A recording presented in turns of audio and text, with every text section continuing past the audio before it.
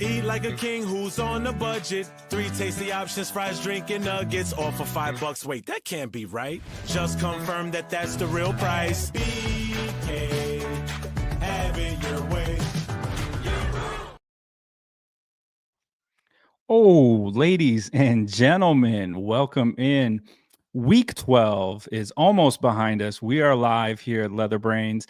I will be your host today, Alan Casanova Castro. This is a change of pace. We're going to see how he goes. Like, teachers out of the office. There's no manager here. So I have my good buddy here at Leather Brains here. You might notice him for all the fantasy stuff, going live on Sundays, giving you all the content, all the ins and outs. I have MK with me here. MK, how you feeling?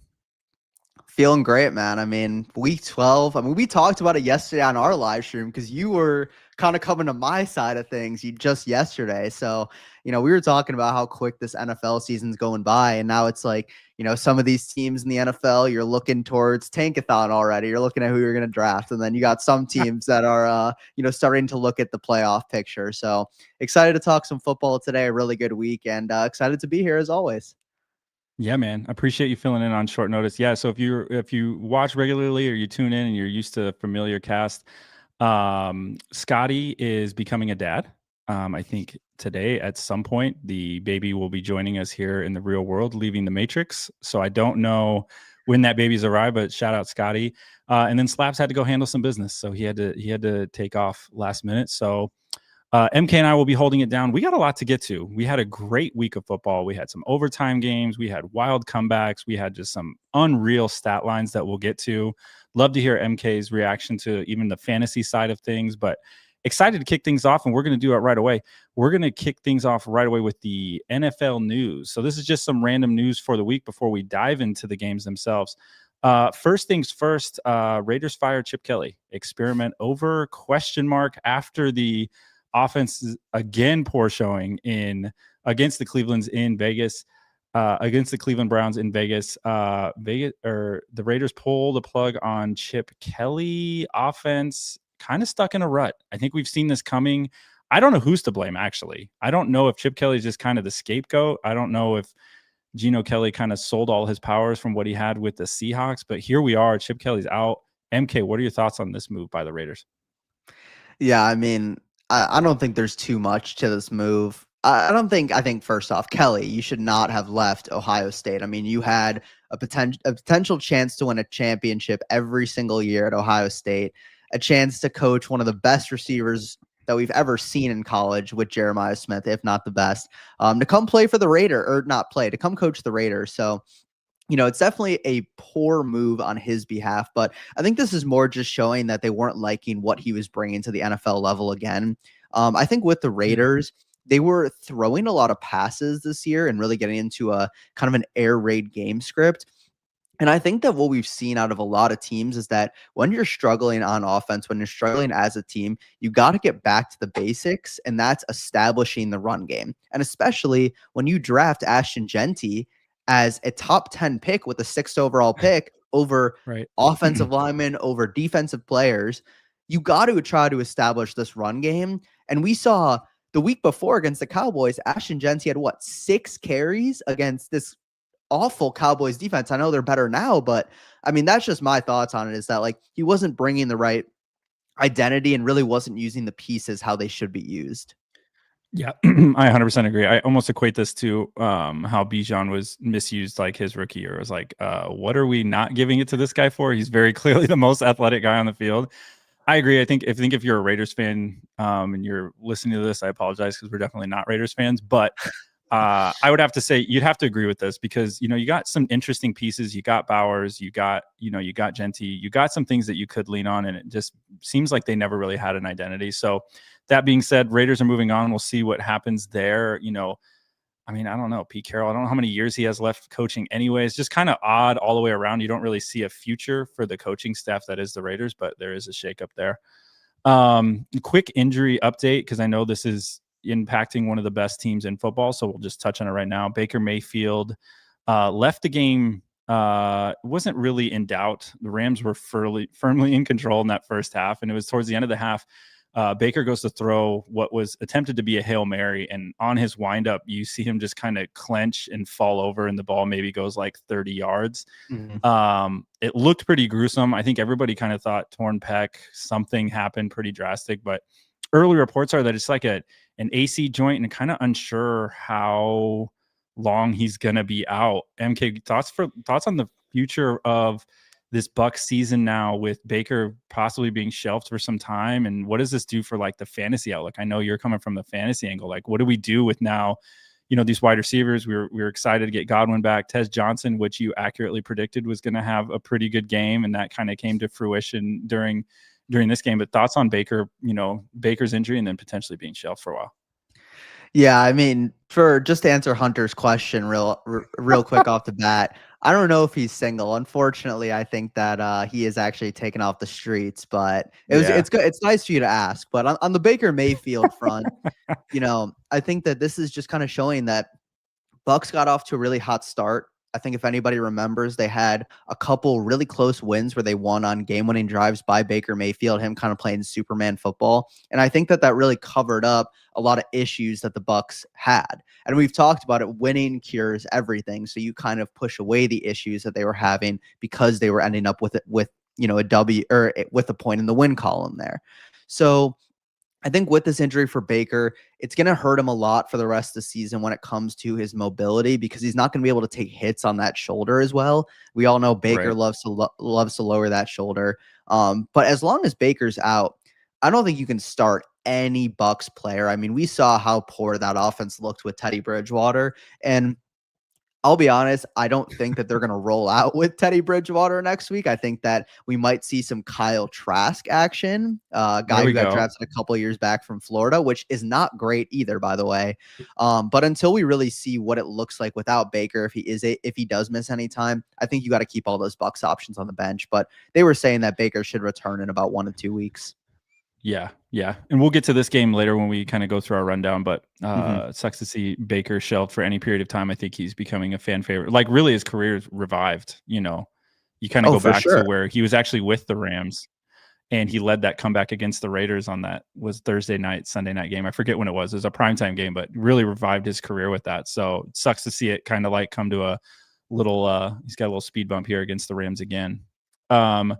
Next piece of news, again, we'll touch on the game, but Dak Prescott becomes the Cowboys' all-time leading passer in a game against the Eagles. And we'll talk about this game in detail, but an interesting note as you think about a storied team as the Cowboys, and Dak Prescott is now their all-time leading passer. I think I read that, during the game, and kind of after, I'm still kind of shocked. It seems weird that he would be it, but that's how it goes. Seems a little weird because it seems like it's been a little bit, it's come too soon. Like, it doesn't feel like Dak's been in the league for that long, but then when you think about it, it's like he was part of that 2016 draft with Zeke Elliott, and now Zeke Elliott's out of the league. So, when you really do put it in perspective, he's had a great career with Dallas, a lot of ups, a lot of downs, and we'll talk about that game later today and kind of how he's been, how he's been playing this year, as he's had a really solid year coming off the injury. But, definitely congrats to him. It seems like he's going to be a Cowboy for life. And Jerry Jones had a lot of great things to say about him last week after the win against the Raiders. So nothing bad to say about Dak here. Yeah. Yep. And then a couple more pieces of news. T. Higgins suffered a concussion. It's just the Bengals, just this kind of season. I'm pretty sure every fan just wants this to fast forward to the end. Like, can we just start over? Can we talk about, the camps again or draft day? Like, can we move forward for this? So yet another issue for that room in general, just everybody getting banged up. And we'll cover that game. And then one more piece of news here. I know this kind of involves the Bears, but it's okay because we'll talk about that game for you, MK, is that TJ Watt he passes his brother JJ Watt on the all-time sack list, which is remarkable for that family. Like, whatever they're doing with that gene pool, like, I don't know if they need to like just keep making humans because they seem to just be freak athletes. So TJ Watt breaking that sack, passing his brother. And it was a strip sack for a touchdown, but it's okay because everything netted out positive. But pretty cool moment for that Watt family. We're a Bears podcast, so we didn't like to see that live, but now that we won the game, it's nice to celebrate that for TJ Watt to go out like that in fashion. Right. We'll give him his flowers because we got what we wanted out of the game. Exactly. All right.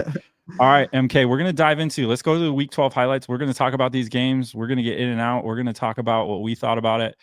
First things first, we're going to talk about the Thursday night game. Bills Texans. The Bills fall to the Texans, and what was kind of a shocker, I think, after you look post the game script. I know we talked about this yesterday, but the Bills drop to the Texans again, 23-19, and the story here was really Houston defense. I think if you just look at like how they created chaos for Josh Allen and for that offense, it was just, I don't think many people were ready for that. I think many thought that this was going to be kind of like an MVP crowning moment for Josh Allen, like kind of assert himself in that race. And that's definitely not what we got. Texans also forced 3 turnovers in the win. And just largely, I think as it unfolded, people were just shocked. And it looked like at the end, Josh Allen might be able to bring that team back. And they were driving late, but still just didn't happen. Again, I know we talked about this yesterday, MK, but for our listeners just tuning in, what are your thoughts on how this game played out? And is this an overreaction? Like, are we nervous for the Bills? I know you're kind of a pseudo Bills fan too at the moment. Like, what are you thinking, man?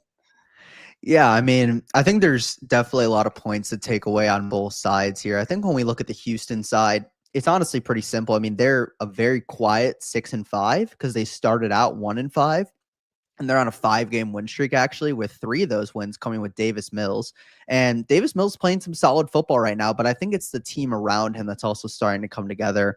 I think their defense is obviously incredible. You know, it's them and the Broncos have the best defense in the league. And when you have that elite of a pass rush that's coming in with Will Anderson, with Danielle Hunter, and you have that backbone with Derek Stingley and Kalen Bullock, Jalen Petrie, all those guys in the back end, it's really tough to beat, especially when you look at the Bills side of things. And I think that's the more interesting side because I don't think a lot of people consider the Texans to be any type of contender this season, but the Bills just have 0 weapons. They have no weapons. And the problem is that, you know, Dalton Kincaid, you can say he's a solid tight end. That's fine. He was injured.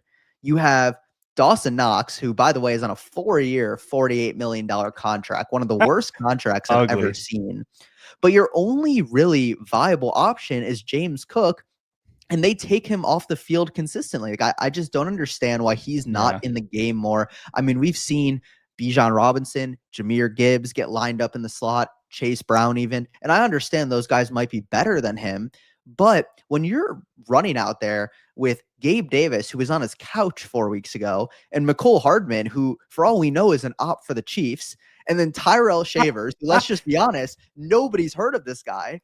I just don't understand what you're doing. And you have to start questioning the GM, Brandon Beane, here, of how have they not gotten a weapon outside of Stephon Diggs in Josh Allen's entire career?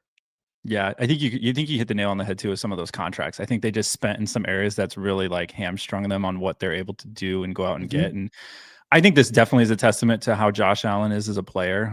I know, like, even as a Chiefs fan, the thing everybody's going to want to do on any social media is talk shit about another guy. And I'm not going to do that because I really like Josh Allen. I think he's definitely one of the best players in the NFL. But again, this is a team game, you know, and we always talk about winning not being a quarterback stat. And the reason it's not a quarterback stat is because you need the full team to do that.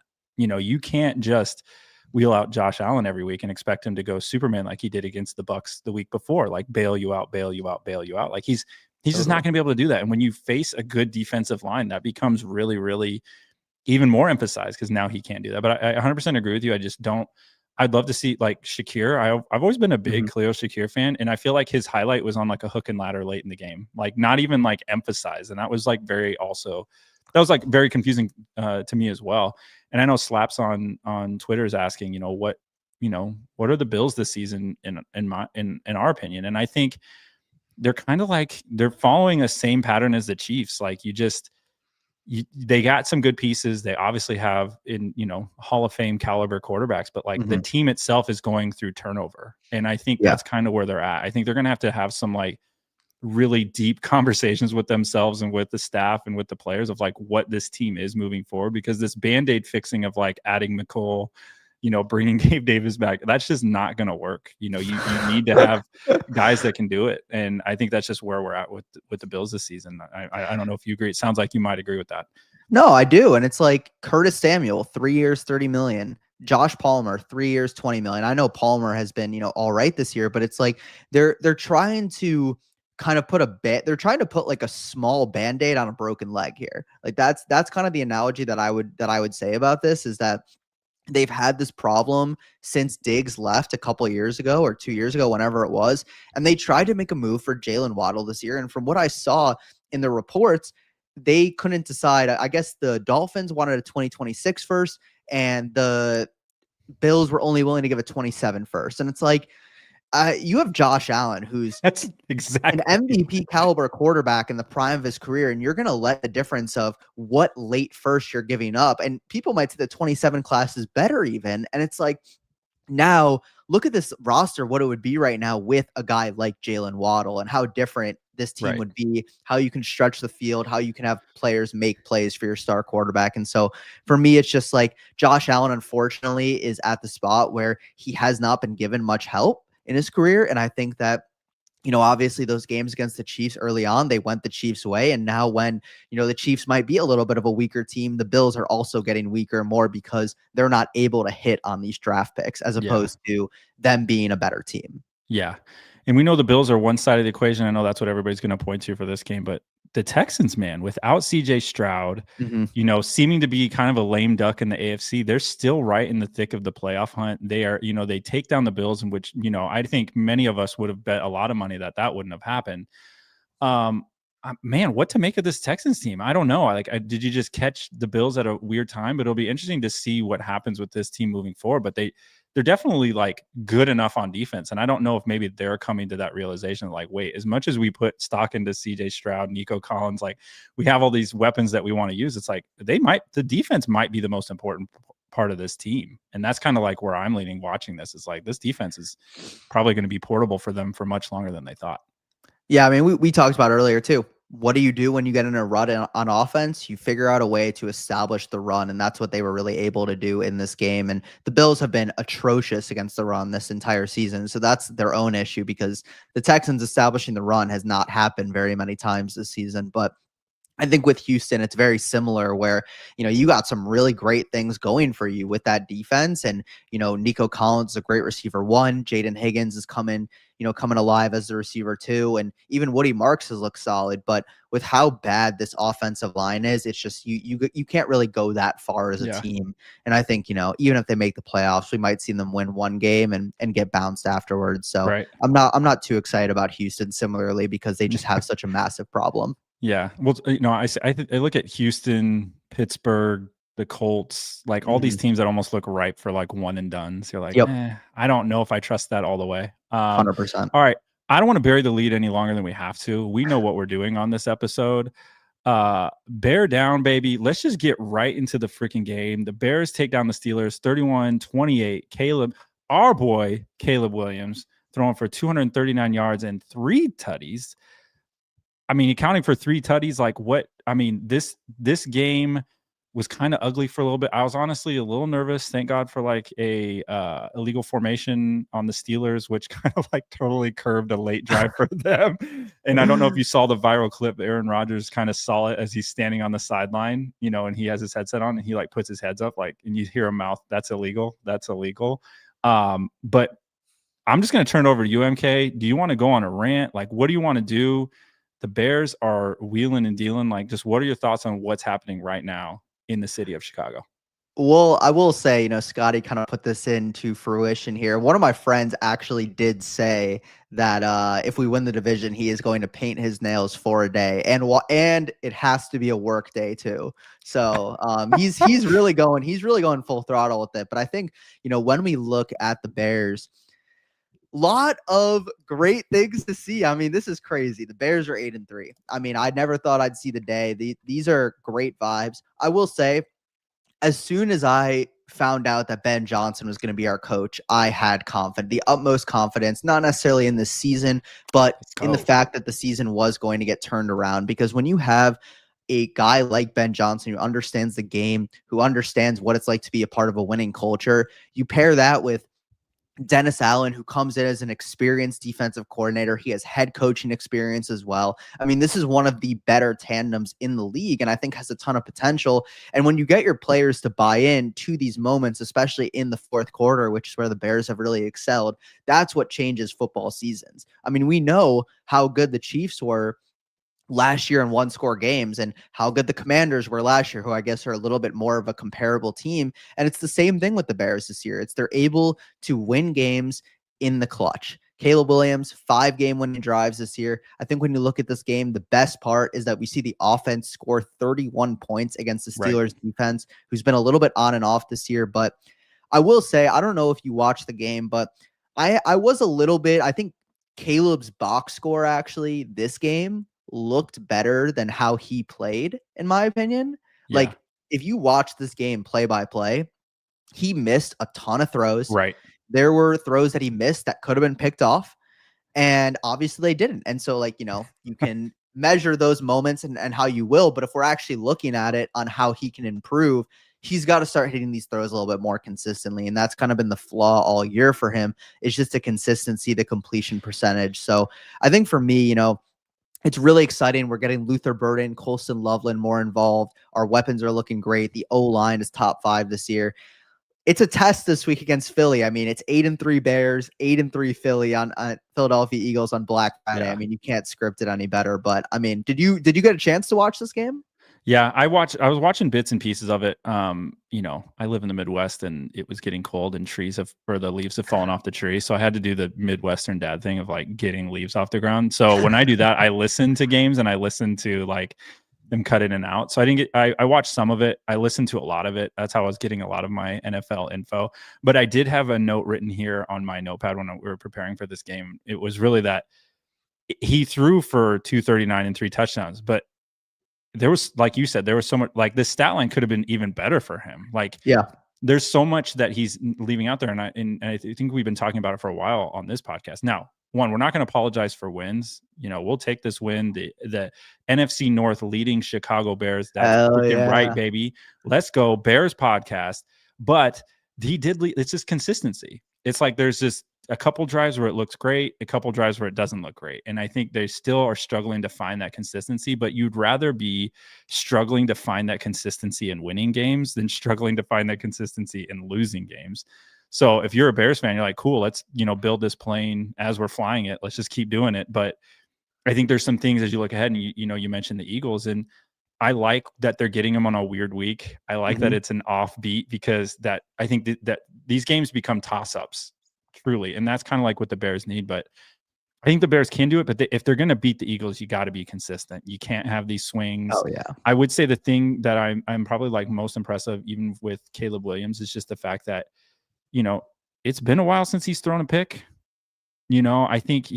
I think this whole month he hasn't. If I go back and look at the notes, I think the last one he threw was against the Ravens right before Halloween. Yep. So I think if there's one thing that you want to take away from Caleb is like, yes, he's inconsistent. Yes, he leaves a lot on the field, but he's not turning the ball over, which is like the ultimate backbreaker for this team. And so I know the Steelers did turn over the Bears. I think it was 3. They had 3 takeaways and still couldn't do anything. I think that's just a product. We talked about this on Sunday, like Mason Rudolph, like, I think the flip side is if you're a Bears fan, is you would like this to be a little uglier for the Steelers because it was Mason Rudolph. You're not like too concerned with a lot of pieces of this offense. You had talked about Gainwell, and he really showed well for this game for the Steelers. Like I think there was a lot to like about what the Steelers were trying to do, but again, we don't apologize for the wins. The Bears take them down. The Steelers they're kind of what they are.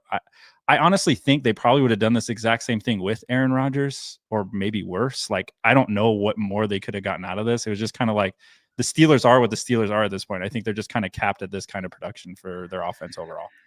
Yeah, I think with the game in general, I mean, you talk about the turnover battle. I mean, that's where the Bears have really excelled this year. I mean, we're on our 5th string corner at this point as our cornerback 1. You're on your 4th or 5th string linebacker. So of course the Steelers, even with Rudolph at the helm, are going to score points because the defense just can't stop anybody.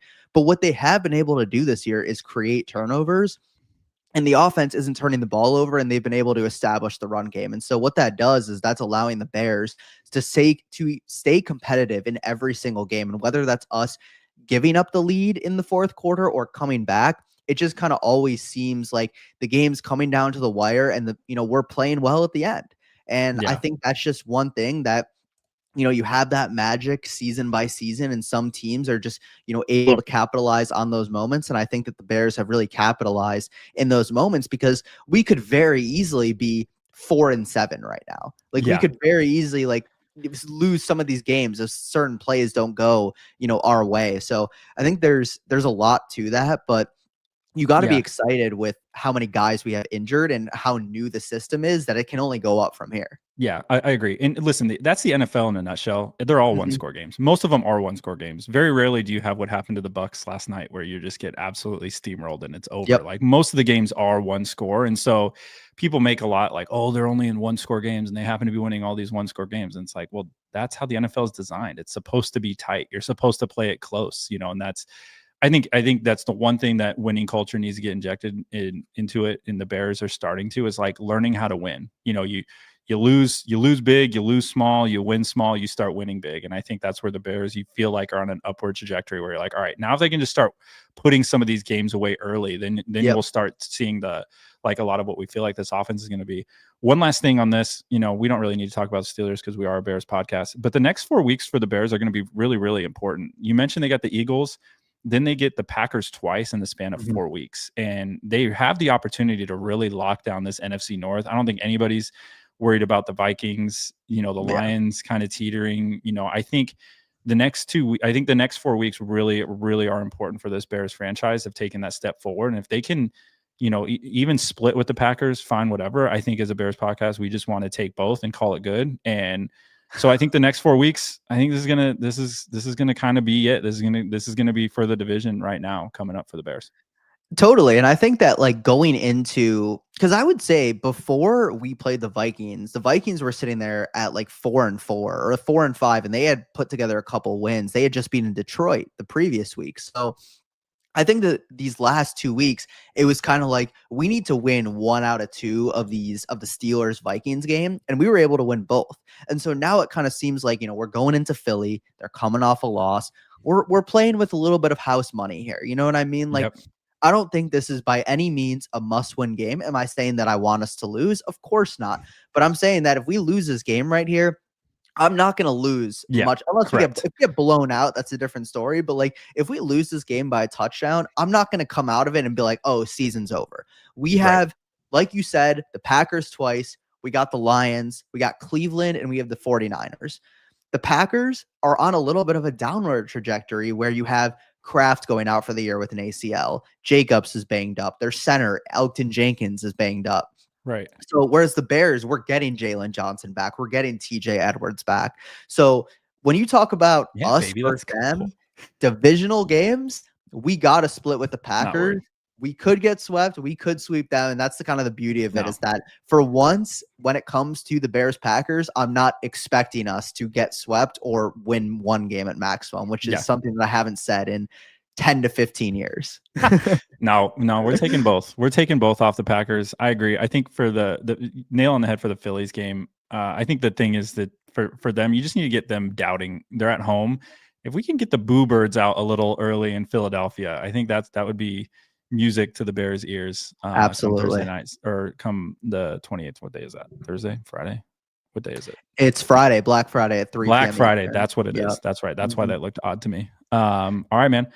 Well, congrats. I know I'm a newly appointed Bears fan, but for you, you gotta be freaking loving this. And we talked about the Packers, so we'll move on to that game. And a game that we, again, predicting kind of not scared of JJ McCarthy. I think we kind of saw it playing out this way, where it was like, I'm not entirely sure I trust JJ McCarthy with this offense. It looks like it's a train wreck just waiting to happen at any given moment. And a little bit of a sloppy game. I don't think the Packers, like you said, they're as sharp as they want to be. Again, they don't want to apologize for any of the wins that they're getting, but they do win this one 23-6, which is an ugly score stat line. And it was kind of as boring as that score looks. There just wasn't a whole hell of a lot going on. The only thing going on was that McCarthy threw for under 90 yards and 2 picks. And that was kind of all you need to know about how this game went. Love didn't really need to do anything.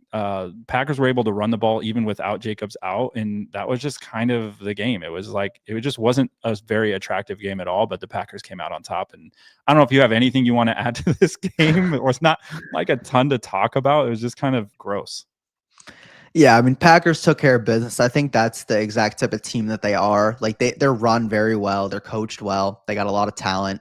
They're going to win those games, especially at home against a weaker quarterback like McCarthy. I think that the Packers, regardless of what happens to them in the regular season, let's just assume they're going to make the playoffs. If they do make the playoffs, are they going to be any different than they have been the last 3 years as the 7th seed? Like you're telling me that they're going to do more than maybe win a wild card game. Like their fate just to me every single year with the roster that they bring back. And I know that they added Micah to this team, just kind of seems like it's the same every year. And Jordan Love has not looked great in a lot of games this year. And it's the consistency of his play where he has some great games and some bad games. Whereas like Caleb, for example, he might be inconsistent, but we see him be maybe really good for a quarter and a half and then bad for, you know what I mean? So it's like Love kind of either has a really good game or a really bad game. And I think that's where it hurts with the Packers. It's like, is he going to win you 4 straight playoff games against good teams? I don't see it happening. So I think the Packers are one of those teams that you're not too afraid to face them in the playoffs. As long as you can, take care of Micah, you'll probably win the game. Yeah, and the Vikings fan, you're just panicking now because the future of your team looks awful.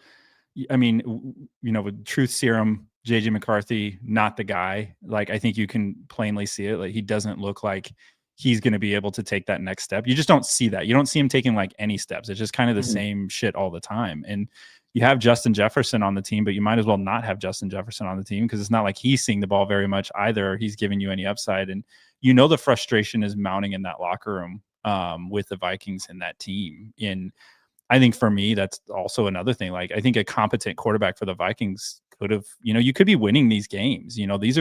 Your season could look wildly different if you didn't have JJ. Now this JJ experiment is I just don't see any path to positivity for this. I mean, sure, maybe give him 1 more year as we discussed previously, but I just like if you're a betting man, like you're not betting JJ McCarthy's going to play his way out of this. Like this is just kind of it. And now you're just a sinking ship, not to make any puns for the Vikings, but that's just kind of how it is now. Yeah, totally. I mean, I think with the Vikings, you got a lot of value on your team. Like they're still a well-run organization. I know this year's been disappointing, and of course, when you have 3 teams that are 7-4 or 8-3, there's going to be an odd man out there. But to go from 14 wins last year to what they have this year is just pretty disappointing. And I think they even could look. I know it's crazy, but if they really do think that they need to reset it again, Jefferson could easily go on the market, this offseason, and they could look to trade him for, maybe they get 2 first-round picks for him, or they get a first and, a second and a fourth or something. And then they can go take that with their pick this year and then go get a new quarterback. Cause are they going to give up on JJ this early? Maybe not. He's only played like 10 games or whatever. But like you said, he has looked bad.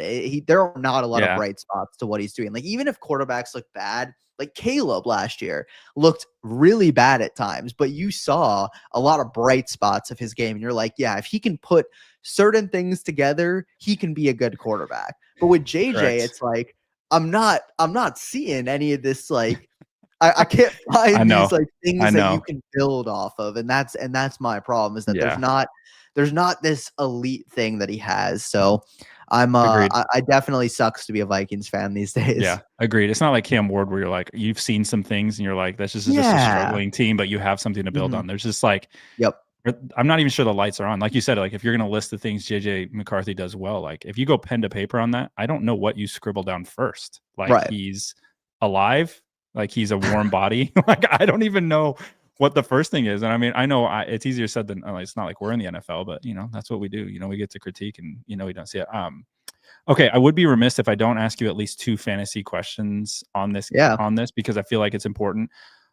First one is, can you just, whoever's starting at running back for the Packers at any point, just put him in? You have Emmanuel Wilson going over 100 with 2 touchdowns.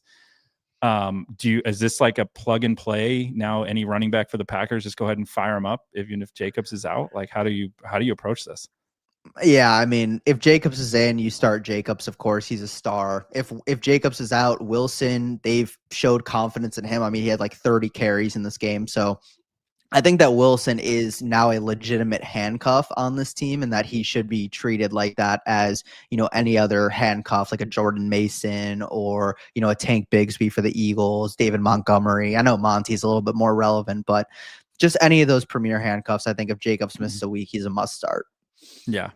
Last question is, I know this has nothing to do with him, but Justin Jefferson, is he even like a top 15 play, top 20 play at all anymore? Even with his average draft being, top 5 in most instances, it's almost like you kind of got to fade him from here on as like maybe a flex if you have nobody else, kind of put him in there. I mean, you got to start him for the potential upside, but I don't know if you can trust him at all, can you?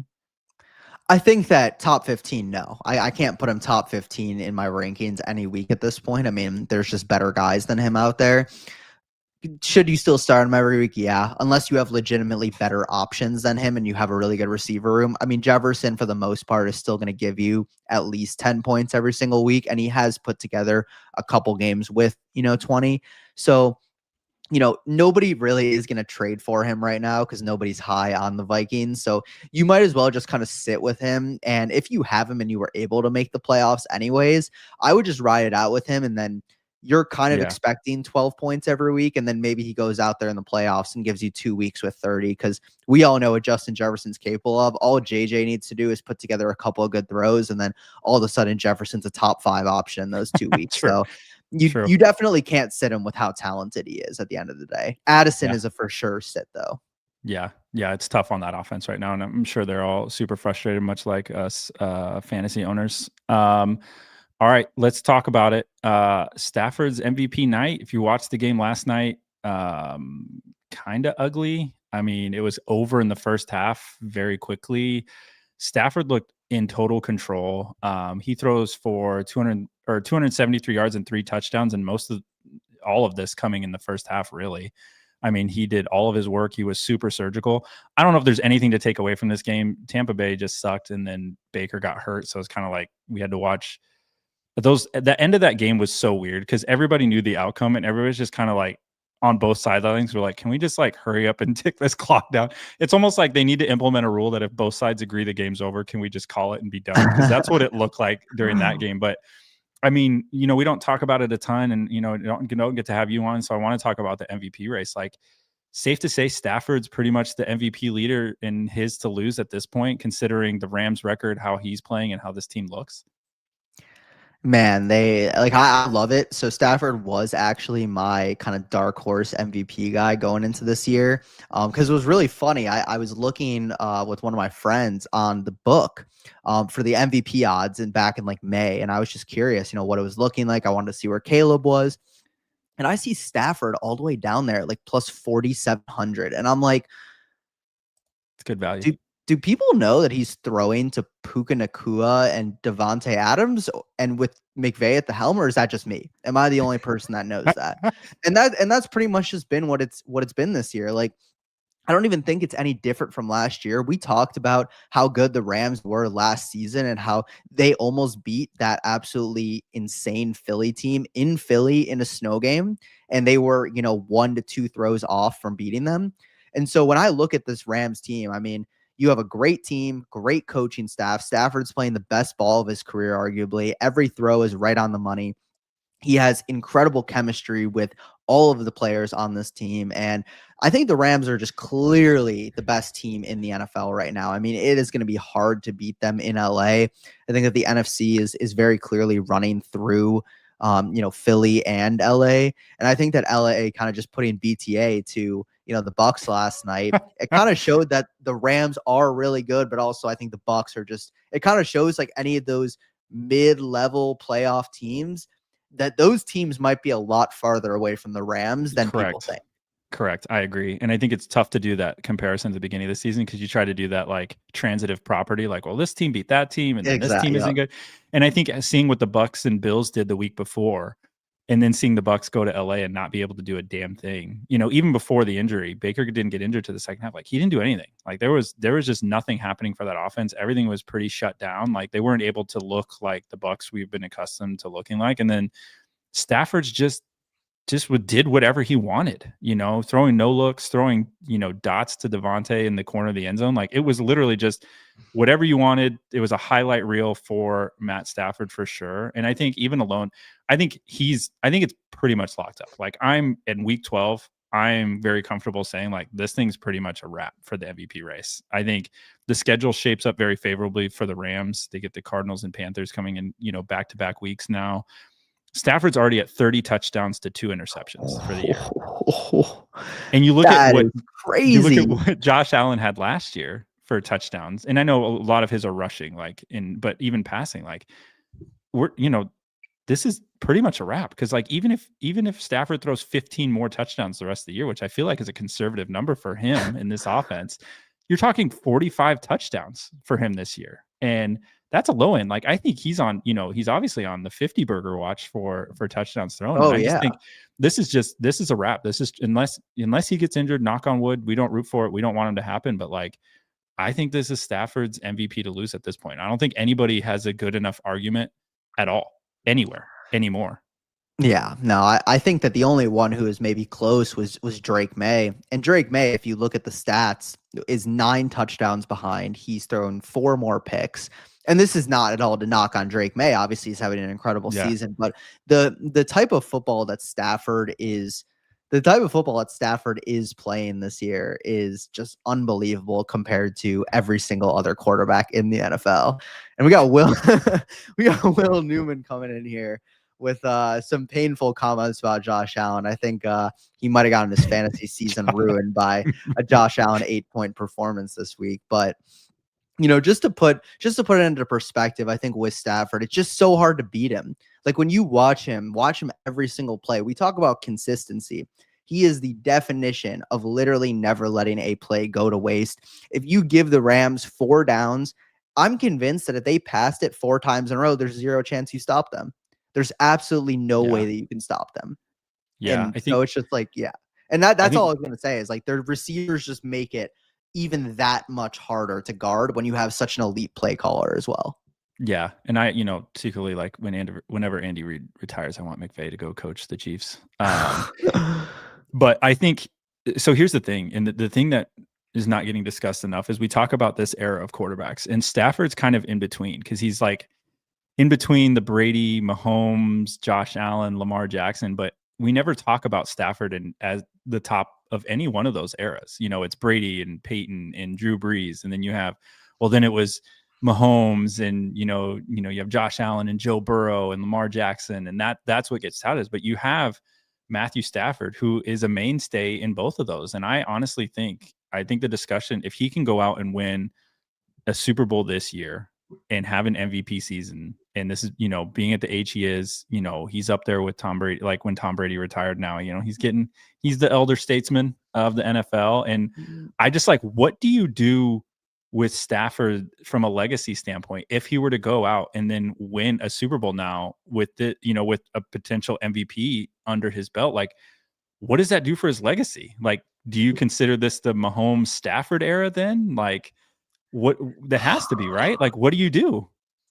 Like, so I have a little bit of, like, I've had this hot take now for about 4 weeks at this point, and it's that the Rams are going to win 3 straight Super Bowls. I think Stafford's about to just go out there, and because we talked about this, or I commented this last week on the podcast, the Rams have the Falcons pick in the first round. So they're going to go out there and win the Super Bowl and then draft a blue chip player at, like, 10th overall. And so, to me, the way I see it, because I was thinking about Stafford's legacy, and it's like, obviously he didn't do a lot of winning down there in Detroit, and he has his 1 Super Bowl from, the Cooper Kupp era of the Rams, but I think that he plays for a couple more years with how elite this roster is. I mean, I don't see any reason why, if he's playing this level of football, unless he has a really bad injury, there's no reason that he would ever retire, at least for another 3 years, in my opinion, because you have 2 of the most talented receivers we have seen in a while at your disposal, with a plethora of draft picks and a great coaching staff. Like it's just really hard for me to see him going out because there is so much that he can add to his legacy. Because when you're comparing him to these guys like Brady and Mahomes, Manning, whatever, Rodgers, whoever you want to talk about, Stafford's legacy is not going to look that crazy when it only has, I mean, let's just say he wins MVP this year, 1 Super Bowl, maybe 2 this year, 1 MVP if he were to retire. So I think he needs to play a couple more years in order to potentially cement himself a little bit higher in history. Yeah, I agree.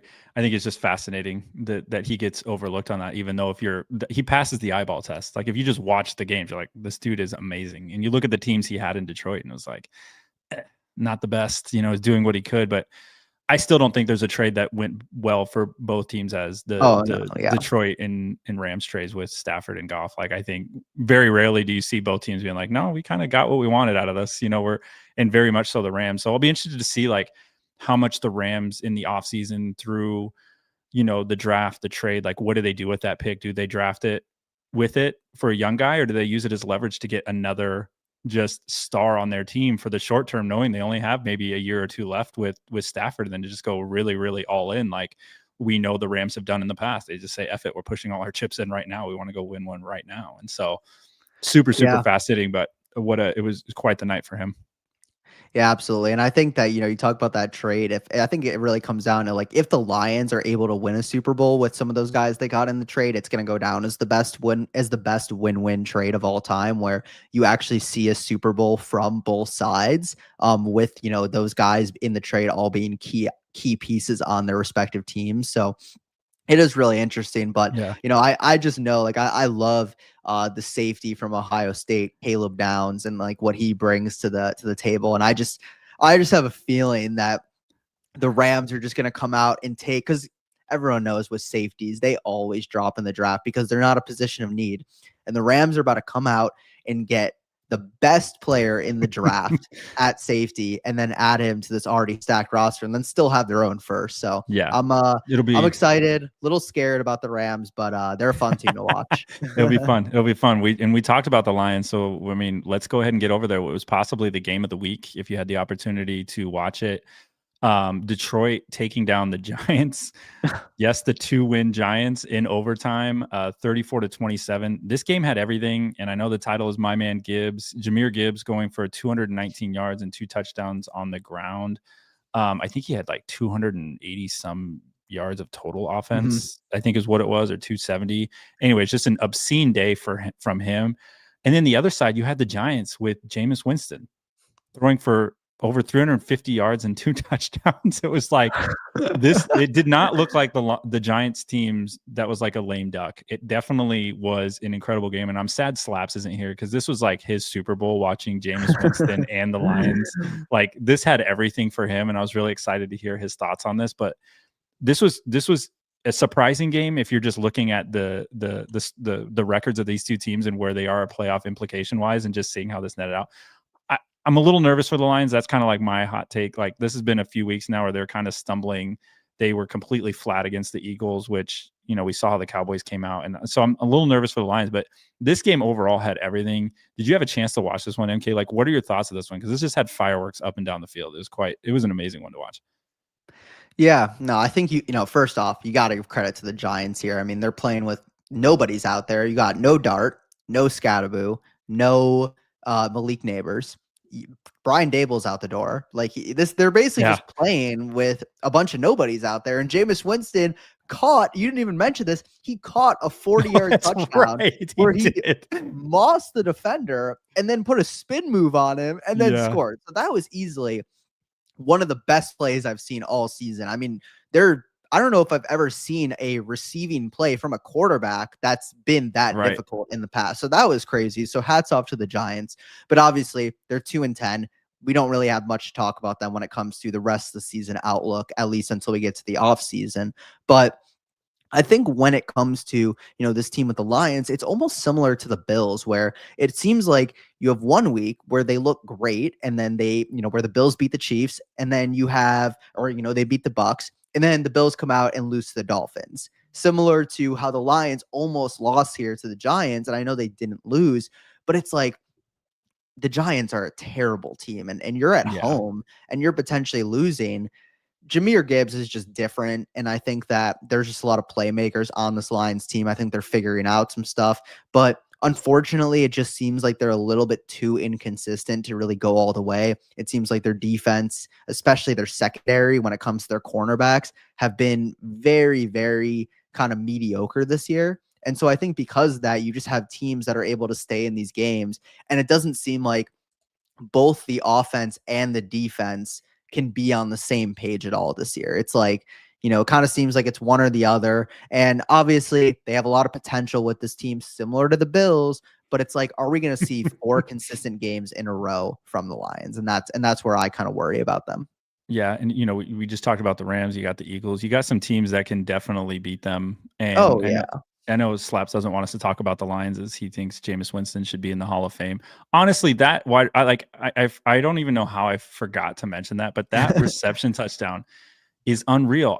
This is one of those few games they had over 1,000 yards of total offense. So if you had fantasy guys in this game and you were looking at the box score, you were just like, yes, please. Hopefully my guy was one of them. Amon-Ra did it. Shout out Wan'Dale Robinson, go Big Red. Yeah. You had him in there receiving. There's some interesting prospects. And if the Giants are just kind of like throwing caution to the wind, I kind of like this. It's almost akin to the Cardinals. They're just like, caution to the wind, we're throwing it, whatever.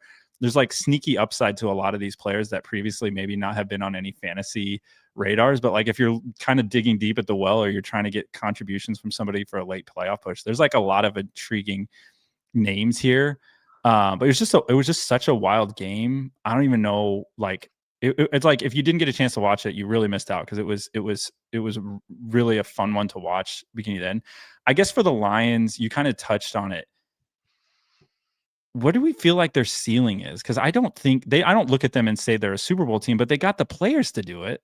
It's just, I don't know why we haven't seen it. So like, are you putting stock on them? Because like it's almost like a 3-headed monster at this point, you would hope, with the Rams, Eagles, and Lions. But it almost feels like it's just kind of like the Rams and Eagles now at this point, with everybody else kind of middling. It's just like, again, like the lack of identity that they have as a team. Like I just haven't seen the consistency. Like it's like Jameson Williams last 5 weeks, 3 weeks with 20 fantasy points, 2 weeks with 0. So I just am kind of confused how some weeks he can be such a big part of your game plan, and then 2 out of the last 5 weeks he's not even touching the ball. And I know they won this game, so again, a win's a win, but Jahmyr Gibbs put the team on his back here. I mean, they really kind of showed that, Monty is a good player, but this is the same situation as like the Bijan Tyler Algier thing, where there's no reason why. I'm sorry, I understand Algier might be a good player, but Bijan needs the ball 20 times a game. Same with Jahmyr Gibbs. It's like, and I think they showed that in this game, them having to come back was like, you got to give Gibbs the ball every single time. Like he Monty might be good. He deserves some touches, but Jahmyr Gibbs is a problem in this league. He can do it in the air, do it on the ground. And, the Lions absolutely smashed this pick. It's crazy that him and Bijan were in the same draft class. And Hunter kind of alluded to it too. He goes, I think the Lions O-line is a problem. And we highlighted that a little bit in our group chat earlier in the offseason, where I was kind of like, they lose, why am I forgetting the guy they lose Frank Ragnow, who retires. Yep. He was like an all-pro center. Surprisingly. And it's like, and then you lose Kevin Zeitler to free agency, who's the right guard. And so it's like everyone kind of expected it, even, with the loss of Ben Johnson, to be the same. And I think that they're going through some of those growing pains as well. So I think that the Lions are still beat any team any week, but I think they can also lose to any team any week, which you can't say about some of those other top teams. Yeah, definitely. O-line is kind of like a theme for a lot of the top teams that were perennial top teams. Chiefs still having problems, Bills having problems. Like a lot of these teams that should be contenders are having O-line problems, and you're seeing how that shapes out, and for the Lions especially. But win's a win. Don't apologize for the wins. As a NFC North Bears fan now, I would love to see the Lions go down. That would have been nice to have a little bit more cushion in the division, just for the Bears to be able to cement this thing a little early, rest some starters for the playoffs. But that is not how it goes. Another team now leading the division, not surprisingly, after starting 1-5, Ravens take down the Jets. Another ugly game, didn't look very convincing at all. The Ravens kind of like stumbled their way into a win. Derrick Henry scored twice. It's Baltimore's 5th straight win, and they're now leading the division. I think this more has to say about what the division is that the Ravens are in right now. Just kind of everybody battling, everybody, not, there's just like people are dead. We don't know what the hell's happening in this division, but somebody's got to be on top. And right now it's the Ravens. Just kind of an ugly game all the way around. I don't know what your thoughts are on the Ravens, this game in general, but it's just kind of like this game had to happen and it was kind of ugly. Jets were actually winning for a little bit too. So Yeah, I don't got much to say about this game, honestly. I mean, Ravens, they won the game. Wasn't too pretty. I think the problem is with the Ravens, they still have a lack of receiving weapons that they've had for these past couple of years. It's the same issue with the Bills as well. Kind of been relying on Lamar to play Superman football. And the problem is Lamar's just not the same player right now because he's injured. He had that hamstring injury that kept him out for 3 weeks. And he came back and he's just not running the ball the same. I mean, I believe he has under like 50 rush yards in his last 2 or 3 games combined. And when you just take that element out of this Ravens offense and you're like, okay, you have Lamar as a pocket passer with a mediocre O-line and then Flowers, Andrews, and Likely, and then you got the run game with Henry. It's really not anything special of a team. Now, could they still win the division? They're leading it now, and somebody's got to. Somebody's got to win this division. But I'm not scared to play the Ravens unless I see legitimate growth from Lamar in terms of his health for the rest of the season. So until that happens, I think they're going to be the easiest team to play in the AFC. I mean, I know they're a hard-nosed football team, but without Lamar's mobility here at full strength, you just can't be that scared of this offense anymore, as long as you can stop the run. Yeah. Agree. The AFC is like you got teams that you're not confident in, like the Broncos, the Patriots, the Colts at the top. And then you got teams that you should be confident in, but look like they're aging and have a lot of problems, like the Bills, Chiefs, and Ravens. So it's like everybody feels gettable at this point in time. So AFC winding down will definitely get to be super interesting. Now to a more exciting game. I don't know if you happen to catch this one. Dak and the Cowboys with an epic comeback. You know, they were down 21-0 at one point in the first. They weren't doing anything, like literally nothing. And the Eagles were doing anything they wanted. The first half, the Eagles looked like the Super Bowl winning team. In the second half, the Eagles looked like the team that went out and lost to Tampa Bay in the playoffs the year before they won the Super Bowl, where you're like, I don't even know what this team is. Like, what are you actually doing? The Eagles held scoreless in the second half. Meanwhile, Dak goes off, throws for 354 yards, 2 touchdowns. He goes over 34,000 career passing yards and is also now the Cowboys, we mentioned earlier, the Cowboys career leader in passing yards. Tough look for the Eagles. I think this is either, if I know Eagles fans like I know Eagles fans, this is not the one you want to lose. You never want to lose to the Cowboys. This is the one you want. You almost would like, I'll go ahead and get bounced from the playoffs if that means we beat the Cowboys twice kind of energy to this game. And so for it to have like a wild 21-point comeback is super, super interesting. And I know we got a comment here from William MK. I'll let you take this one down. Yeah, no, we got a comment here. So he said, how do you feel about the Eagles offense and who do you blame for their lack of success? Patullo, Sirianni, Hurts. So, you know, I'm curious what you have to say on this because we'll talk about the Eagles before we get to the positives of the Cowboys. But I think with the Eagles, I truly do blame the coaching here. I think that Hurts is at fault, but I don't think he's being put in positions to succeed. I think that you have to understand what you have with Jalen Hurts, and he's just a quarterback who, I've said it for years, and a lot of people kind of take it as like a negative thing of that, oh, you're shitting on Hurts, it's all this and that. But it's more like, he is not the type of quarterback that's going to drop back and dissect the defense and process the field and do all that. He's just not that type of quarterback. He's the type of quarterback where he's not going to turn the ball over. He's going to play smart football. He's going to throw the ball accurately, and he's going to be doing what he is told at a high level. And there's nothing wrong with that, but that's the type of quarterback that he is and the type of quarterback that succeeded last year when they won the Super Bowl and were able to take down some of these teams. So for me, it's like they're having Hurts go out there and try to read the defense, to try to make these multiple reads. Some of these route combinations are not working out. I think they have to run some more go balls to Devonta Smith and A.J. Brown. I think that those have worked on a really consistent basis. I think that the obvious is that they don't have the run game going this year, and that's, you know, what you look at when you see the box score, and that Saquon's really struggling.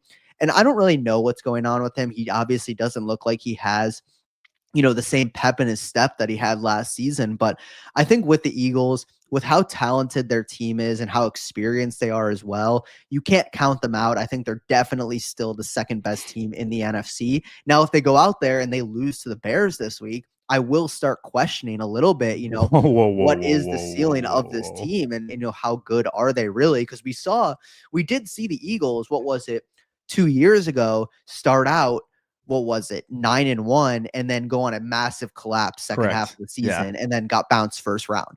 I don't think that's going to happen, but I think that, they're kind of going to have to come together and really start to learn how to play to their strengths a lot better. And that's kind of what I take from this. I'm not sure if that's how you also see it. Yeah, there's a few things there. Number one, if they lose to the Bears, I will not be shocked. Bears are one of the best teams in the NFL, so Yes, I don't like that talk on this podcast. Number two, I agree. This was even the Eagles last year where they were kind of up and down, and then put it together in the playoffs, and eventually did what they did and winning the Super Bowl. And I think that's kind of how this team is. I honestly put it on the coaches. Like, I don't put it on the players at all. Like, they definitely have the players to go out and succeed. I agree with you on how they're using Hurts. I think Hurts is much, much better when he's able to roll out and have multiple options and can run it if he needs to. And some of the plays, and even in the second half, it was just like straight drop back for Jalen Hurts. And then you're like, okay, why? Like, you're literally taking away one of his greatest strengths, and that's his strength running the football, when you just have him straight, just do these straight dropbacks with like one or two reads. And the Eagles O-line is definitely banged up. They've had rotating guys now through that O-line, and they might have some long-term lingering injuries with that O-line. So that's something they're gonna have to navigate. And the way you navigate that is you roll Hurts out. You put him on the edge. You give him multiple reads. You give him, some screens. You give him things that like make this team successful and get it in their playmaker hands. And I also agree with the go ball. Even in the first half, they were converting some of those plays on go balls. They were just kind of throwing it up. All right, Smitty or AJ, like, go get it.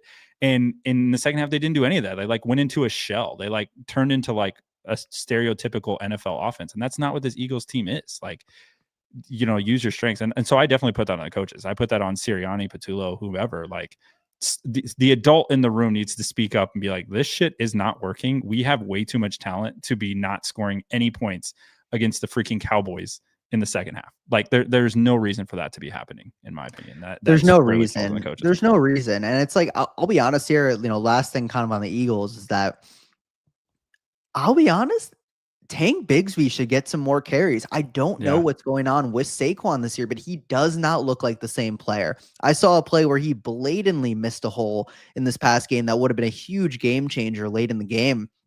And I'm not saying, bench Saquon or anything. Obviously, he's an incredible running back.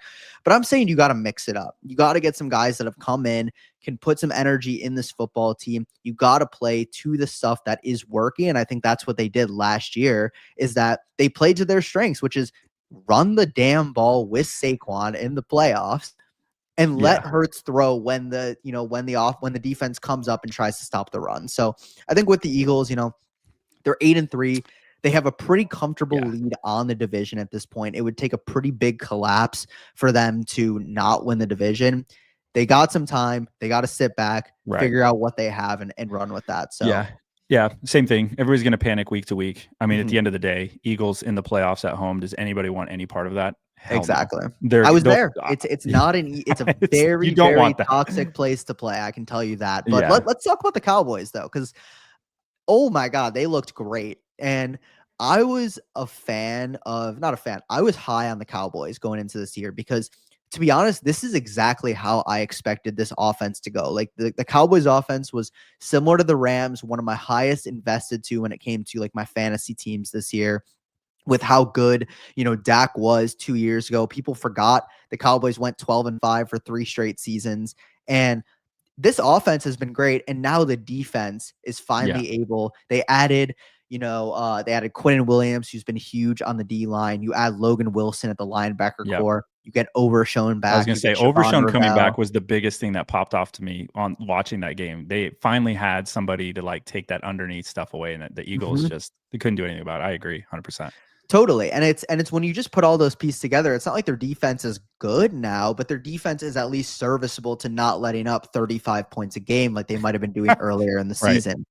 And when you look at this offense for the Cowboys, I mean, George Pickens is playing like a top 5 receiver in the NFL. I'm the biggest CeeDee Lamb fan in the world, but George Pickens is outplaying him, and that's not like, it's not even like they should be like competing or comparing against each other. It's just the fact that they have 2 elite receivers at their disposal right now, with Lamb, who is more of the short route kind of, I guess you could say, consistent, who hasn't been as consistent lately, option, and then you have Pickens, who's more of the deep threat, and they can both do everything on the field. And I just think that, this is a team that's going to be very, very hard to stop. And I said that as soon as they got out of the bye week, you have Vegas, which is a gimme game, and then you have the Eagles. And if you can find a way to win those 2 games, you can put yourself at 5-5-1 on a big momentum track, and they could go ahead and start winning some of these games. Like, they got Kansas City on Thanksgiving.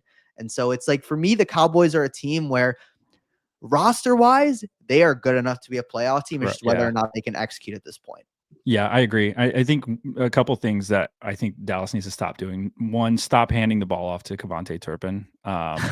They need to stop doing that. Like, he's great, but like, don't do that anymore. And the second thing that for this offense is, aside from Dak, like, I know we talked about Dak and he had a great second half. This team, the first half, was like very undisciplined, committing weird penalties, shooting themselves in the foot. And when they cleaned that up at halftime, you saw what you got in the second half, which was like you were saying, like, just all pieces were humming and moving together. And then, oh, by the way, people were joking that Brandon Aubrey is their best player, but like, what a hell of a thing to know that you're like around the star at midfield and you're in scoring range. And that's, for defenses, that's demoralizing, over time. But the one thing I wanted to touch on is CeeDee Lamb. I guess, he had more drops this game. He had another crucial drop in the end zone for another touchdown that would have gone for Dak. And this is, in big games, he seems to shrink, and I don't know why. And he seems to, like, I don't know if he's in his head. Even, I don't know if you saw the drop that he had in the end zone. It was like literally over a linebacker, right into his hands, into his gut, and he just dropped it. And the first thing he did was stand up and be like, throw it to the back corner. Like, no, how about you just catch the ball that falls into your lap? So if there was some, obviously the win's great. You never want to go down 21-0. I think there's a lot of things that happened in this game. But for me, there was like 2 things that I took away. It was like, CeeDee Lamb, they got to figure this out, because Pickens is turning into the number 1 for me. Like, he's turning into the one thing you're like, all right, you can go deep and get it. You can go make plays. Like, we can rely on you late in games, versus CeeDee Lamb's turning into, I can't rely on you late in games. I don't know if I can throw it to you late now, because you seem to shrink under the game pressure and the lights. And this is, I think that's a big concern for Dallas moving forward, is because I think they want CeeDee Lamb to be number 1, but I don't know if mentally he's, in the right mode to do that for them right now. Yeah, it's been weird for him this season, because usually, I mean, he's been great in primetime games in his career when it comes to like just, fantasy production, which I guess is, for receivers, that's pretty much also real life production for the most part. So it is very weird to me why he's, dropping so many passes. The good thing for him and kind of the Cowboys moving forward is that he's getting open very, very consistently. And when you have him and Pickens, their offense is just so difficult to stop, similar to how the Rams offense is very difficult to stop when you have 2 elite receivers like that. So you just got to hope that, CeeDee, with how elite he is as a player, and we all know he is, that he's getting open, he's, making plays. He just has to finish the play. And, whatever complaining he's doing after the play, he just got to shut his mouth and get back to work at this point, because I agree. And the thing is, like, he's not usually that type of player, which is like why I'm kind of surprised about that, in these last few games. But again, winning does cure everything. So it is kind of water under the bridge. He did have that really nice 50-yard catch where he was like, right. I forgot, he was like kind of turning one way. And so he did make that play, to be fair. And it's not like, he didn't contribute at all. But, if they can get him back to what we saw even last year, 2023, where he had his real monster season, this team is going to be hard to defend and could go on a big winning streak, in my opinion. Yeah, agree. I'll be excited. Like you said, the Eagles get the Bears. Not an easy win for the Eagles on Friday night, and then the Cowboys host the Chiefs for Thanksgiving, which is kind of a little bit too much on the nose. If I'm the NFL, to have the Cowboys versus the Chiefs on Thanksgiving, that feels like I don't know if that's exactly what they're going for, but maybe there was. So definitely interesting slate of games we have coming up. A holiday season's always great for viewing, because you don't have to rely on just the Sunday, Monday turnaround, Thursday, Sunday, Monday. You get games all week. So this is going to be a fun time for watching those games. All right. One thing I wanted to touch on for slaps, and again, another game I wish he was here for, because I definitely want to talk about this, is Lawrence throws 3 picks. The Jaguars still find a way to win and beating the Cardinals in overtime, walking off with a field goal. I just Trevor Lawrence seems to be failing upwards somehow. Like, he seems to still be winning games. You know, the Jaguars are 7-4 and firmly in the playoff picture for the AFC. The Cardinals are the Cardinals. Brissett came out and threw again 50 passes, which we talked about on Sunday. Like, if Brissett's going to come out and throw 50 passes a game, you just kind of want to grab a wide receiver and just hold on to him and be like, maybe this will work. I know I mentioned Dortch, so I'm just going to do some patting on the back on Sunday. He had 53 yards. He had 6 receptions, 53 yards, and a touchdown. So it's like you just kind of want to get a piece of this Cardinals offense. If entertaining game, but kind of weird just for the fact that there was just like so many turnovers from the Jaguar side and they still were able to win. Trevor Lawrence, man, I just don't know what to make of this Jaguars team. This is a playoff team that, again, nobody's scared of in the AFC. Like, none of these AFC teams are scary, but somebody's going to win the AFC. Like, somebody's going to have to represent the AFC in the Super Bowl. And right now, the Jaguars are firmly a part of that picture, but should they be? Yeah, I think, real quick, shout out Michael Wilson, too, who had another monster performance of 10 catches, over 100 yards, and he's looked great. I mean, I'll be honest, don't be surprised if he out-targets Marv for the rest of the season. I would not be surprised with how good he's looked. But, let's talk about the Jaguars side, because I think, obviously, again, the Cardinals are out of the picture at this point. The Jaguars are firmly in the picture. The 2 of Trevor Lawrence's picks were really bad. I mean, he just got baited by the defense, and the guys made nice plays. They made diving interceptions, but those are plays where, it's looking like me and Madden. Like, it's like, you got the defender coming through, and and any good player is going to convert on those interceptions. Now, his first one of the day was at the goal line. He got kind of unlucky because Calais Campbell, who's 6'8", got his hands on it, and then it kind of went right into the defender's hands. But I think what I saw out of Lawrence is that he looked good for 90% of this game, but the problem is that 10% leads you to 3 turnovers, and that is the issue right there, and has felt like the issue for a lot of his career, is that I saw a ton of good throws. I saw a ton of good plays from Trevor Lawrence, but it's the consistency, and especially when it gets to playing good teams or playing in the playoffs, you just can't lose the turnover battle in playoff games. Most of the time, if you lose the turnover battle, you're going to lose the game. And knowing that you're probably getting minimum 1 to 2 turnovers from Lawrence, even if he plays a good game for 85% of the time, just isn't going to get you enough. So I think that's kind of what I saw, is that I did see him, like, when you watch on a play-by-play, you're like, oh, Lawrence, he makes some really good reads, makes some really good throws. He has all the arm talent in the world, and then he'll just throw an absolute duck, and you're like, oh, well, this guy fucking sucks. So it's that's kind of how I see it. It's just like consistency is just the biggest issue here. I agree, and I wanted to see old Bashal Tutankhamun get more run too, and he wasn't like a large part of the rushing picture, and a lot of that was just game script because you had Lawrence giving away so many gifts that they were trying to stay up on their play calling. And it's just like, I don't know, this is another one of those AFC teams where it's like you have more questions than answers, but they're going to be in the playoffs. And it's like the AFC playoffs, the more this shapes up, are going to be so interesting, because you would literally not be surprised with any outcome. You would not be surprised with anything. Like, everything's on the table. And I think this is just one of those games.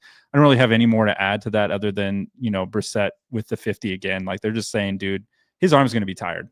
Like, his arm's just going to be tired the rest of the year. If, it's 100 pass attempts in 2 games, which is unreal. And what's happening, and he's going to do it again. They're going to get crazy and do it again.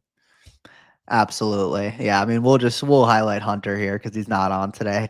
Just his princess hair flowing in the wind. T-Law's biggest problem is inconsistency. 100%. Yeah.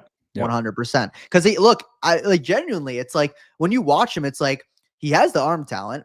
He can read the defense. He can run, and he has proven to have, if you just look statistically, a lot of game-winning drives. He just can't be consistent and not turn the ball over. And so that's really comes down to that. That's how you win and lose games. So could not agree more. All right. Moving on. We'll touch on a game because we have to, because it happened. The Falcons win. Cousins throws for just under 200 yards and 2 touchdowns. defense kind of held the Saints where they are. I mean, New Orleans is struggling. Anything you can take away from this game, like I don't even. Again, this is one of those games that happened, so I guess we'll touch on it briefly. But anything you want to mention on this game at all, MK? I mean, Falcons win. They're a better team on paper. You know, Kirk Cousins did what he had to do. Pretty sloppy game. I think on the Saints side, Tyler Show actually does have a little bit of potential. I do think he is a decent quarterback in a bad situation, but I do just have to talk about how much of a scapegoat it was for Spencer Rattler, who genuinely did look good in multiple games this year. And unfortunately, because he played two really poor games and you have the draft capital and the new coaching staff that drafts Tyler Show, that they were going to replace him. But I just kind of want to put it out there that, I do think that, Rattler does still he didn't even play, but I do still think that he could be one of those guys that has some type of Darnold or Baker resurgence if he's able to land on another team. So I just think with either of these teams, 100%. Their seasons are over. Falcons don't even have their first rounder next year. It's they got a lot of pieces to go, and even though the division is terrible, you can't be too excited if you're a fan of either of these teams. 100%. And Penix with yet another knee injury dating all the way back to his time at Indiana. Like this is just how he is. Like I don't even know how much time he has left in the NFL now. That's a lot of knee injuries for them, and so future definitely looking bleak in Atlanta. But that was a game that happened and they played it, so there we go. To another game that happened and they played it, but a little bit more implication to the future potentially. Shedeur Sanders' debut with the Browns against the Raiders. Now, say what you want about the Raiders. Shedeur looked okay. He threw a touchdown pass, which was a kind of short one, and then I think Judkins cribbed it from like 50 yards away. So it was kind of like, okay, he threw it. The Browns, I mean, I think that their best player, obviously Shedeur Sanders debuted, and that's going to be a lot of the talk is, and we'll touch on that briefly. But I want to talk about, we talk about Matthew Stafford being the MVP. Should we put Myles Garrett in that conversation just because he deserves to be? One, he looks like an NFL MVP, and two, he had 3 sacks this game, and he has 14 this month, and he's on pace to break the sack record. Like, is that what we should be talking about as NFL fans? We know the quarterbacks get all the love, but like, come on, Myles Garrett is just a one-man wrecking crew for this team.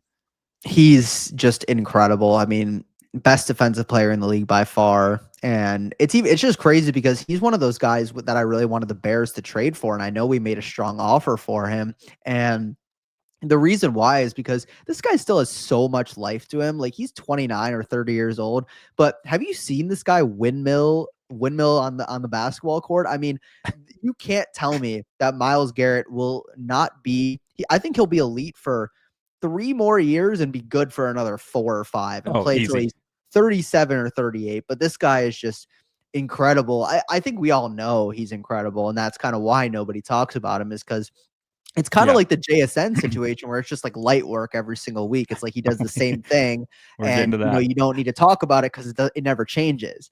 But I think you brought it up with Shedeur Sanders. I think he had a solid game. I'll be honest, I didn't get a chance to watch a lot of it, so I didn't get to really see the play-by-play on him. Only completed 11 passes. Right. Do I think that Shedeur is a serviceable enough quarterback to either be a bridge quarterback, to be a high-end backup? I think that's totally possible. He definitely belongs in the NFL. Yep. But is this a guy who is ever going to win you a Super Bowl? Absolutely not. I just can't see it. He takes too many sacks.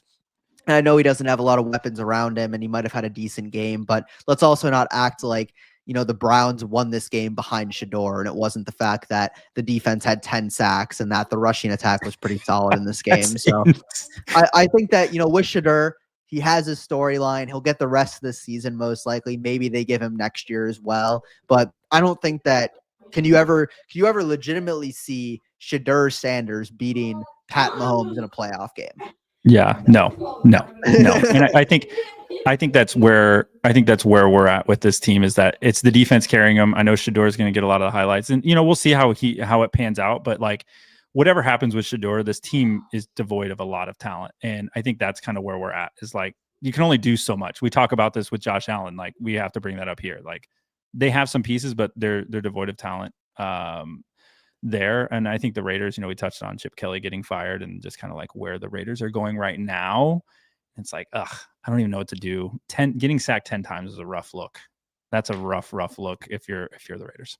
Yeah, it's just not great. And again, I'm not trying to take away anything from Shedeur. He got the win. Good for him. I think he's the first Browns quarterback to win his first game in since 1970. So good for him. I'm not rooting on his downfall by any means, but genuinely, when I do just see him as a quarterback, I'm really I'm just objectively not seeing anything special out of him. I think that he's serviceable. I think you can throw him in and run an offense, but I'm not too excited to get out of bed every morning to coach Shedeur Sanders. Right. And you touched on it, but in a closer game than many thought, but we got to talk about Jackson Smith and Jigba's record day. Seahawks beat the Titans 30-24. JSN records 167 yards and 2 touchdowns and sets this new Seahawks single season record with that, and also becomes the first in NFL history with 11 straight 75+ yard games. He's on a tear, man. It doesn't look to be slowing down. He is unreal. I mean, I know we got to give some credit to Darnold too, because somebody has to throw it, but 8 receptions with this total and on 10 targets, he is very clearly just the team right now. Kenneth Walker also had a good day. He was averaging over 6 yards a carry, but it's very helpful to run like that when JSN's literally a threat anytime he touches the ball right now. I mean, he's just such a fluid mover. When he runs on the field and his routes, it's just so crispy. It's so hard to defend. He has the IQ of, one of the greats in the league. And it's just kind of one of those situations where you have a quarterback like Sam Darnold who likes to eye his number one target like he did in Minnesota with Justin Jefferson. And on top of that, he likes to sling the ball, and he's also very accurate. And, what issues come with Darnold don't have any impact on JSN, when it comes to inconsistencies, throwing picks, whatever it might be. And so when it comes to JSN, you're just going to find him open on the first cut so consistently.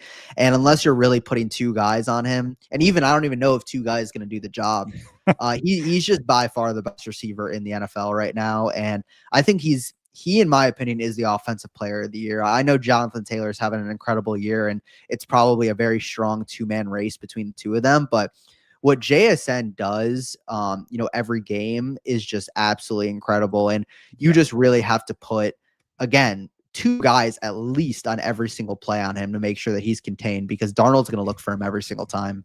Yeah, agree. And I think the other surprising thing coming out of this game was, obviously the score is 30-24, the 1-win Titans. But I thought Cam Ward, we touched on it, quarterbacks that show you something. He had a pretty good day. When your top receiver's first name is Gunner, I can't imagine that your outlook is too positive overall. But the Titans looked very productive on offense.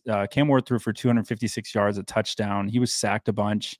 Like I said, his leading receiver was Gunnar Helm. And so it's all right, he very obviously needs weapons, but I think Cam Ward is a bright spot moving forward. I think if you own a piece of him in Dynasty, or you look ahead at redraft, you're really interested at what the Titans are going to do on offense moving forward, because I think he has the skills. I think he can develop and play at a really high level. He just is so severely handcuffed by his offense at this point.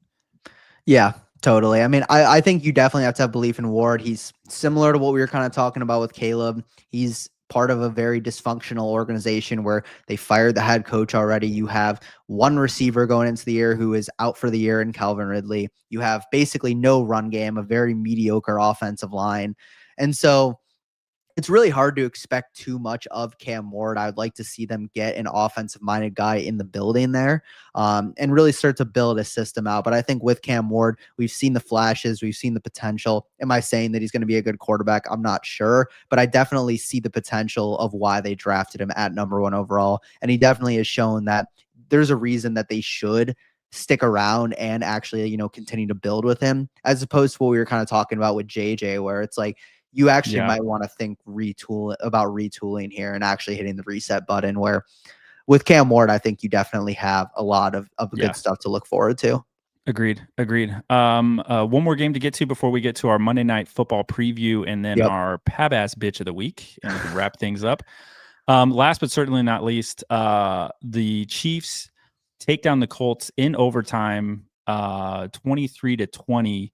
Very odd game. You know, you had Daniel Jones threw the only 2 touchdown passes of the game. Mahomes only had a pick, but threw for 350 yards. The only touchdown coming from the Chiefs was a Kareem Hunt touchdown rush late in the game. A bunch of field goals. It's hard for me to take anything away positive for the Chiefs offense other than between the 10s, they were moving the ball. Like, you know, you throw for 350 yards, you're obviously doing something right. Just weren't able to find the end zone. I think the storyline for me was the Chiefs defense versus Jonathan Taylor. I think that was kind of the underlying storyline to this was Jonathan Taylor, you know, on an MVP pace, only rushed for 58 yards in this game and was held under 4 yards a carry. And the line looked to struggle against the Chiefs defense in the second half. And the Colts, they went up early. They looked to have this game pretty well in hand. They were up in the fourth quarter and then just kind of, I think their last 4 drives were 3 and outs. And the Chiefs definitely put the game script in Daniel Jones' hand. Is this kind of what you were expecting from the Colts at some point, and even in the playoffs? Is like, all right, they're going to put the ball in Daniel Jones' hand, and can he make plays? And that's what this game ended up turning into. It had nothing to do with Mahomes playing well, even though he had a record-setting day. You know, he was the fastest player in NFL history to 35,000 yards now. Mm-hmm. But like this game was really just Daniel Jones' inability to like to get first down late in the game. That's what stood out to me in this one. No, I completely agree. It's just the Colts are a team that just can't play from behind, unfortunately. And it's just one of those situations where, you know, they like playing from ahead. They like establishing that run game and being able to, you know, run the play action and be able to do all of that. And that's how they get you, is that they get you with a 7-yard carry on first down. And then they do a bootleg with Daniel Jones to Tyler Warren that gets another 15. And so when you have a team like the Colts, who in the first 8 weeks of the season were averaging a decade high 7 yards per play on first down, that's how you're going to win games. But when you're asking Daniel Jones to drive down the field without running the ball, it's just not going to happen. And I think, you know, the Chiefs are putting out the blueprint on how to beat the Colts. And I think the Steelers did that a couple weeks back. I don't think it's a secret that if you take away Jonathan Taylor, it's going to be tough for them to win. And I know taking out Jonathan Taylor is a lot harder said, you know, than done. Correct. But I do really think it depends on who they play in the playoffs, and assuming they make it still, and that, you know, that's going to be kind of their fate. Because I think if they played a team like Buffalo, I think that they would be able to absolutely destroy the Bills. Correct. Yeah. And just run the ball over them. But then if you play the team like, again, the Chiefs maybe, or I would say the Broncos. I think the Broncos would eat this team alive. Like, and they almost did. You know, they got to play earlier in the season, but I think if you ran that back, knowing what they know now and the blueprint being on this Colts team, I think the Colts need the right matchup in the playoffs to succeed for sure. 100%. 100%. You just, like, again, if Jones comes out and beats you, you got to tip your cap. That's how it is. But I think that, you know, the Chiefs, huge win for them. I think similar to the Colts, it's like, are the Colts out of it by any means? No, of course not. They're still an 8-3 team. There's still a lot to look forward to, a lot of important games that they have left on their schedule. This game was 100% more important in my eyes for the Chiefs. You got to win this game. Now they go into Dallas, where both teams are looking for this must win. And I think the Chiefs look better. I'd like to see, you know, we talked about the Xavier Worthy situation. We saw Rashee Rice get very involved in this game. Xavier Worthy had that big catch. I believe it was either in the fourth quarter or overtime where he kind of got them. It was overtime where he got them on the other side of the field. Again, I would just like to see them establish that run more, which is kind of what they try to do in this game, so that they can be able to take those shots and hit those big plays to guys like Worthy and Hollywood Brown. That's really what it comes down to. They got to be able to do that. Yeah, the line's good enough. The running backs are not. You know, Kareem Hunt he had 104 yards rushing, but he averaged 3 yards a carry. So that was just like running him into a brick wall every day. Definitely a much needed win for the Chiefs. But they get Dallas coming up. And in Colts, you know, obviously there's a lot of season left, but they need to figure out if Daniel Jones can go ahead and, you know, win a game when they need to. Because there's going to be a time coming up in the playoffs where he's going to have to lead a drive. And, you know, something's going to happen to Taylor. All right, that wraps up the review of all the games that happened on Sunday. A lot to happen. We have one more left, though. We have the Monday Night Football. We have Panthers at the 49ers. 49ers, I think, are about a 7.5-point favorite. I saw on a few books. Interesting. I think before the season, I don't think many people would have had this game circled as like an interesting, intriguing game. But the Panthers, obviously a 6-win team right now. You have the 49ers kind of coming back to health. Thoughts on this game, something you're looking forward to, and then maybe a prediction from you on this Monday Night Football game. Yeah, this is a super interesting game, actually. I mean, when you talk about the implications here, 49ers are sitting here at 7-4 in the wild card spot. You have the Panthers 6-5 right outside the wild card spot. But also, if the Panthers win this game, they pass the Bucks and they actually take the lead in the division here. So I think this is a huge game for both teams. I think for the Panthers more, this is a huge game because if they're able to win this, I think people are going to finally start putting some type of belief that they actually are a good football team. Because right now, it doesn't feel like the Panthers are by any means a good team. I don't think that they really have many important wins this year. It kind of seemed like, Rico Dowdle put the team on his back a couple weeks in a row. You had that bad loss to the Saints a couple weeks back. Ted McMillan obviously had a great week, and Bryce Young had a great week last week. But I just can't see the 49ers losing to a team like the Panthers. I think that they're going to come out. I think they're going to run the ball with Christian McCaffrey in his revenge game. And I think that they're going to pretty much handle the Panthers here. Yeah. The Panthers, in my opinion, the way that they need to win this game, they need Rico Dowdle, 20 carries, 100+ At yards. least. They have to establish the run, keep their defense off the field, and make the 49ers really earn it on offense. That's what they got to do. Yep, I have the same look. I think the one for me to look at, like Kittle, I think the Panthers are going to load up on stopping McCaffrey. I think because they have to. I expect Kittle to have a big day. He's kind of been on the shelf. I like where this team is trending. I like what Purdy's doing. I would be shocked if this one was close late. I would expect. I don't know if there's a Manning cast, but this feels like one of those games where the Manning cast is going to talk about, I don't know, the solar system in the fourth quarter, because there's just nothing else to talk about this game. All right. That does it for the Monday Night Football preview. So to round out this episode, we have a segment called the Pab-Ass Bitch of the Week. Basically, MK and I bring someone to the table that we feel like, what the hell were you doing? That makes absolutely no sense to me, or you just sucked. So I will hand it over to MK as the guest. I will let him go first on his Pab-Ass Bitch of the Week. Yeah, for me this week, it's got to be Geno Smith. I mean, not only did you get sacked 10 times and you lost at home to the Cleveland Browns and Shedeur Sanders, but after the game, you had the audacity to go flip off your own fans, who I don't really know what those fans were doing. I'm not exactly sure what the backstory was on that, but I mean, you're a player in the National Football League. You've been around for a long time. You are respectfully sucking ass this entire season.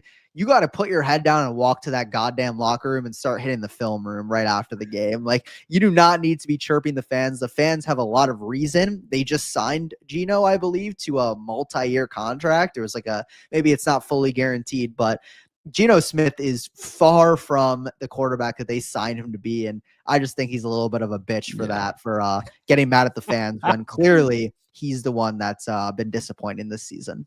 Hey, you ain't wrong. Trouble in paradise, Vegas, whatever you want to say. That's a good one. My Pab-Ass Bitch of the week is actually the Eagles offensive staff for that second half. That is inexcusable to not score any points, not get anything going, not find the end zone. Like, they just have too many weapons for that to happen. I know we talked about it during the recap of that game. It's just, you can't have that happen. You have Hurts. He can throw the deep. Hurts is probably now one of the better deep ball throwers in the NFL. I know we talk about his rushing upside, but he can hurl that thing, and you have two outside weapons that can make that happen. There's just no reason against the Cowboys you should put up no points in a half of football against that defense. So unfortunately, the Eagles offensive staff was my Pab-Ass Bitch of the week. That was a great episode. We're going to wrap things up here. If you like this episode, make sure you subscribe, we're on all the social media platforms, X, Instagram, YouTube. Make sure you interact with us. We also have a lot of content going out on all those platforms. We have a lot of thought-provoking pieces out there. And then also be sure to tune in Sunday morning ahead of the Sunday slate with MK and the boys to talk about all your sits and starts and everything fantasy related. So appreciate you tuning into this episode. Have fun wrapping up Monday Night Football. MK, hey, great having you on the episode, man. Thanks for joining me. Yeah, absolutely, man. It's always fun to come on here, and appreciate everyone for listening this week. Yeah, amazing. All right. MK, we actually never practice this, but we do this at the end of episodes. I don't know if you're going to do it. So that wraps You it up act for like this. I've never been on an episode. Okay. before. Well, I don't know. You're a man of many talents. You got a lot of things going on in your life. So we'll wrap up this episode. We are out.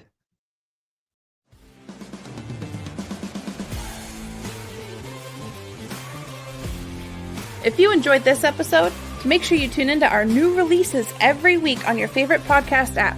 Follow us on Twitter, Instagram, and Facebook, and check out leatherbrains.com for all of your fantasy football needs. And remember, Brainiacs, a championship should be more than a fantasy.